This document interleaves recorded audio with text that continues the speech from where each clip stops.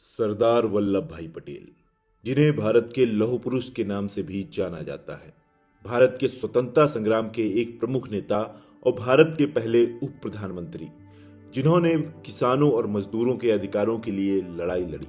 उन्होंने भारत को एकजुट करने और रियासतों को भारतीय संघ में शामिल करने में महत्वपूर्ण भूमिका निभाई। उन्होंने कई महत्वपूर्ण भूमिका नीतियां लागू की, जिनमें पुलिस सेवा का पुनर्गठन, भूमि सुधार और सामाजिक न्याय शामिल है। 1947 में भारत की स्वतंत्रता के बाद सरदार पटेल और जवाहरलाल नेहरू दोनों ही प्रधानमंत्री पद के प्रमुख दावेदार थे, लेकिन बाद में नेहरू को कांग्रेस पार्टी द्वारा प्रधानमंत्री चुन लिया गया। हालांकि चुना तो पटेल जी को ही गया था, लेकिन गांधी जी के कहने पर और तमाम चीजों के बाद नेहरू को ही बाद में प्रधानमंत्री बना दिया गया। लेकिन अगर माना जाता है कि सरदार पटेल नेहरू के समाजवादी विचारों से सहमत नहीं थे और वो अगर देश के प्रधानमंत्री बनते तो फिर एक अलग ही देश ये बनता, भारत एक अलग स्थिति में होता और आज जहां पर भारत है वहां पर नहीं होता, ये कहा जा सकता है। सरदार पटेल भारत के प्रधानमंत्री बनते तो बहुत सारी चीजें आज अलग होती। आजादी के 75 वर्ष बाद हम जहां पर मौजूद हैं वहां पर नहीं होते। तो ऐसी ही तमाम बातों के साथ आज हम बात करने जा रहे हैं कि अगर इस देश के प्रधानमंत्री सरदार पटेल बनते तो क्या होता, नेहरू का क्या होता, इस देश का क्या होता अगर सरदार पटेल प्रधानमंत्री बन जाते। तो चलिए शुरू करते हैं। अगर सरदार पटेल भारत के प्रधानमंत्री होते तो देश की राजनीतिक, आर्थिक और सामाजिक दिशा निश्चित रूप से कुछ अलग होती। सबसे पहले तो राजनीतिक, सरदार पटेल एक मजबूत और निर्णायक नेता थे। वो अपने कार्य क्षेत्र काम के लिए बहुत ही मजबूती से काम करते थे। वो किसी को भी अपने दल पे शामिल कर सकते थे और दृढ़ निश्चय और उनकी यही शैली थी। इसी दृढ़ निश्चय के साथ वो देश को आगे बढ़ाते और एक मजबूत केंद्र की सरकार बनाते। क्योंकि उनके हमने मजबूत शैली का उदाहरण के तौर पे देख सकते हैं कि हैदराबाद रियासत और कश्मीर वाली रियासत को लेकर जब बवाल चल रहा था तो उन्होंने ही उसे भारतीय संघ में शामिल कराया था। उसके अलावा बाकी दूसरी रियासतों को भी शामिल कराने में सरदार पटेल की अहम भूमिका थी। ऐसे में ये कहा जा सकता है कि अगर सरदार पटेल इस देश के प्रधानमंत्री होते तो ये एक मजबूत सरकार होती जो मजबूती के साथ काम करती और एक दृढ़ निश्चय, एक निर्णायक के रूप में काम होता और जो सोचा जाता वही काम होता। किसी प्रकार का कहीं दबाव नहीं महसूस होता, जो कि कई बार नेहरू जी के लिए आया कि उन्होंने इंग्लैंड को जब पत्र लिखा तो वहां पर उन खुद को सेवक बताया, महारानी का गुलाम बताया। तो ये सरदार पटेल रहते तो शायद नहीं होता, क्योंकि वो बहुत ही मजबूत नेता थे। वो मजबूती से काम करते थे और कश्मीर वाले मुद्दे का शायद तुरंत ही हल निकल जाता और आज़ादी के इतने साल बाद भी हमें कश्मीर नाम का जो समस्या झेल रहे हैं वो समस्या बहुत पहले ही सुलझ गई होती। तो अगर सरदार पटेल होते तो ऐसी समस्याओं से हम बहुत पहले ही निजात पा गए होते और राजनीतिक तौर पे ये देश काफ़ी मजबूती से स्थित होता। इसके अलावा अगली बात करें तो आर्थिक तौर पर पटेल नेहरू की समाजवादी नीति से सहमत नहीं थे। ऐसे में वे एक योजनाबद्ध अर्थव्यवस्था के समर्थक थे। उन्होंने भारत में एक मजबूत औद्योगिक आधार बनाने का ध्यान केंद्रित किया था। ऐसे में अगर वो प्रधानमंत्री बनते तो ये कहा जा सकता है कि देश आर्थिक तौर पे थोड़ा आगे बढ़ गया होता। आज़ादी के बाद जो भुखमरी वाली हालत हमने देखी, जब शास्त्री जी प्रधानमंत्री बने उस वक्त खाने का राशन नहीं था इस देश में, गेहूं नहीं हो पा रहा था। तो शायद वो स्थिति कभी ना आ पाती अगर पटेल प्रधानमंत्री बनते, क्योंकि वो अर्थव्यवस्था के बहुत ही प्रबल समर्थक थे। वो बाहरी चीजों को बाहर लाते और बाजार को बढ़ावा देते। ऐसे में समाजवादी नीतियां और दूसरी नीतियों के वो सहमत नहीं थे। तो ये कहा जा सकता है कि आर्थिक तौर पर देश विकास कर रहा होता, क्योंकि वो बहुत ही औद्योगिक और मजबूतिक आधार बनाने पर उनका ध्यान था और जब तक वो जीवित थे तब तक इसके लिए वो कार्य करते रहे।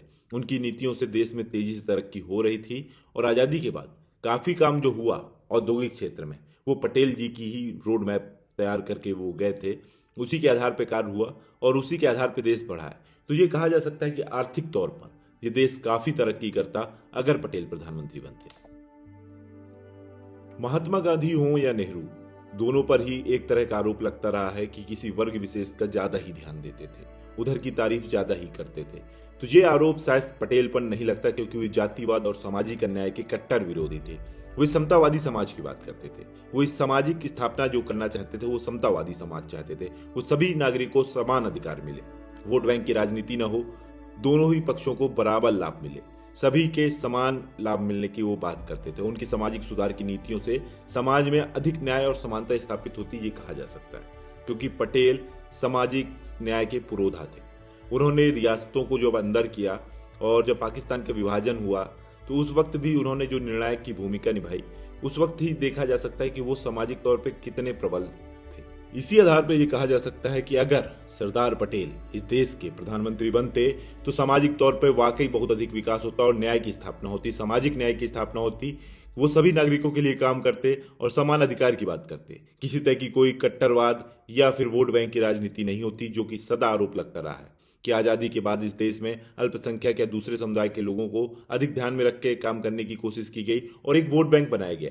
ध्रुवीकरण की राजनीति हुई। उस राजनीति का आरोप पटेल पे कभी नहीं लगता, क्योंकि उन्होंने साबित किया था खुद को और बताया था कि वो इस चीज़ के समर्थक कतई नहीं है। रियासतों को जब उन्होंने अंदर लिया तब चीज़ें ये स्पष्ट हो पाई। वहीं विदेश नीति की बात करें तो सरदार पटेल एक कट्टर राष्ट्रवादी थे।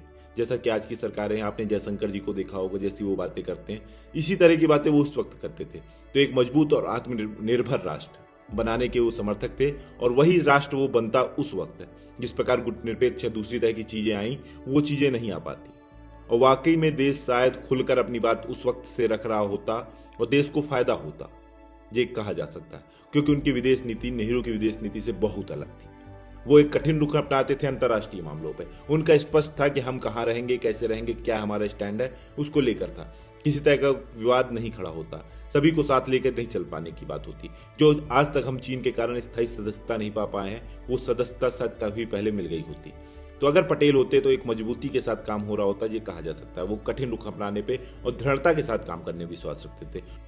उनकी विदेश नीति से भारत को एक अंतर्राष्ट्रीय समुदाय में सम्मानित स्थान प्राप्त होता है, ये काफी दृढ़ता के साथ कहा जा सकता है, क्योंकि उनकी विदेश नीति बहुत ही अलग थी नेहरू की विदेश नीति से। और उस विदेश नीति का असर ये होता कि शायद बाजार बहुत पहले खुल गए होते और हमारा देश काफी पहले ही तरक्की कर गया होता, लाइसेंसवाद वाली चीजें खत्म हो गई होती, क्योंकि आर्थिक तौर पर भी उनका विजन नेहरू के विजन से बहुत ही अलग था। और अंत में हम यही कह सकते हैं कि पटेल अगर प्रधानमंत्री बनते तो आज का भारत बहुत अलग होता, क्योंकि यह भारत नेहरू के विचारों का बना हुआ है और पटेल का भारत नेहरू के भारत से बहुत ही ज्यादा अलग था। ये कह सकते हैं कि जमीन और आसमान जितना अंतर था। दोनों के विचारों पे, दोनों की बातों पे, दोनों की कार्यशैली पर बहुत ही अंतर था। ऐसे में अगर पटेल प्रधानमंत्री बनते तो बिल्कुल कार्य भी अलग तरह के होते और वो उन विचारों का असर भी इस देश में होता। तो अलग प्रधानमंत्री बनने से ये देश बहुत ही अलग बनता, ये कह सकते हैं। और सकारात्मक तौर पे बात करें तो ये देश तरक्की की ओर बढ़ रहा होता, क्योंकि वो एक बहुत ही मजबूत निर्णायक नेता थे। यह देखना, यह भी हम कह सकते हैं कि यह काल्पनिक परिदृश्य है। नेहरू ने अपने अनुसार सारे कार्यों को अच्छा किया, जो वो कर सकते थे वो कर रहे थे। निश्चित तौर पे कुछ भी नहीं कहा जा सकता पटेल बनते तो वाकई क्या करते। लेकिन अगर पटेल की कार्यशैली और उनकी क्षमता को देखते हुए, उनके पुराने कार्यों और उनके विजन को देखते हुए, ये कहा जा सकता है कि अगर पटेल इस देश के